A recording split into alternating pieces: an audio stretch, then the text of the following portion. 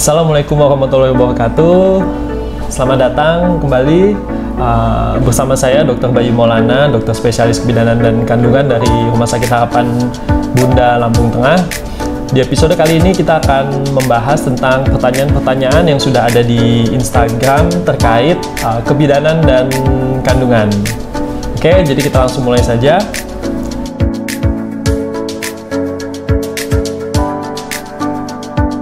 Oke, untuk olahraga pada ibu hamil sifatnya adalah olahraga yang ringan dan tidak terlalu membebani tubuh ibu hamil tersebut. Apakah boleh mengangkat berat? Boleh, asal tidak membebani lutut ataupun sendi-sendi yang mengangkat beban tersebut. Kemudian, apakah boleh berenang? Boleh berenang, asalkan tidak terlalu membebani. Apakah boleh jalan ataupun peregangan-peregangan? Boleh, asalkan tidak membebani dari kondisi ibu hamil tersebut. Terus kemudian olahraga apa yang terbaik untuk ibu hamil? Setiap usia kehamilan itu ada olahraga-olahraga terbaik untuk ibu hamil tersebut. Jadi yang kalau ditanya yang paling baik adalah olahraga berjalan gitu. Karena pada saat berjalan kaki tegang, terus kemudian panggul juga bergerak sehingga panggul terbuka dan memudahkan bayi untuk berada pada posisinya untuk persiapan lahir normal. Gitu. Kemudian, kenapa pada usia 36 minggu lebih sering mengalami kram pada kaki? Yaitu disebabkan karena adanya perubahan hormon pada ibu hamil sehingga ada perubahan pembuluh darah di daerah kaki yang menyebabkan sering kram pada ibu hamil. Jadi bagaimana caranya? Caranya bisa dipijat dengan menggunakan minyak-minyak yang hangat ataupun tidak terlalu sering berjalan jauh atau berdiri terlalu lama ketika sudah hamil besar.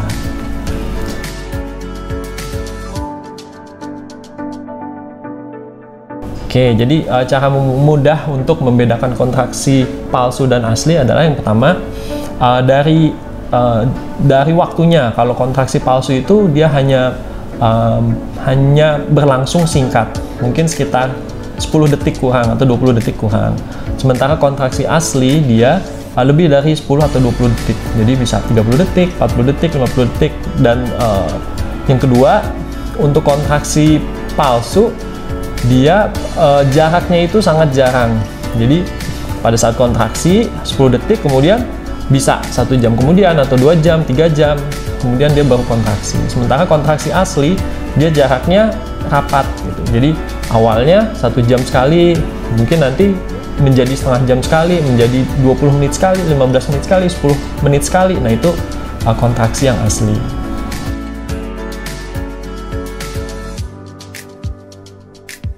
Oke, jadi sebelumnya perlu diketahui bahwa ketika pasangan sudah menikah lebih dari 1 tahun, kemudian tidak memiliki keturunan, maka ada masalah di kesuburan. Kesuburan siapa? Bisa kesuburan suami ataupun kesuburan dari istri. Jadi tidak hanya karena istrinya. 30% itu sekitar 30% itu disebabkan oleh suami, dan itu hanya dari faktor spermanya. Jadi kalau mau periksa suami itu hanya periksa spermanya di lab gitu. Kemudian untuk ibunya, untuk perempuannya itu 65% penyebab kesuburan.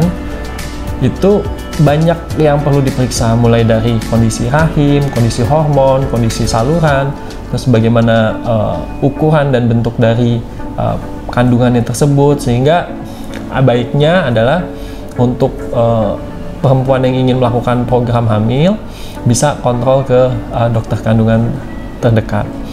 Jadi kalau misalkan ditanya bagaimana hamil yang baik? Hamil yang baik adalah yang bisa mengetahui apa penyebab dari susah hamil, kemudian menangani sesuai dengan penyebabnya tersebut. Terima kasih sekali lagi semua atas pertanyaannya, dan saya telah memilih 3 pertanyaan terbaik dari pertanyaan-pertanyaan yang ada di komentar. Ini adalah 3 pertanyaan terbaik. Selamat, Anda mendapatkan hadiah dan bingkisan dari Rumah Sakit Harapan Bunda. Terima kasih sekali lagi. Wassalamualaikum warahmatullahi wabarakatuh.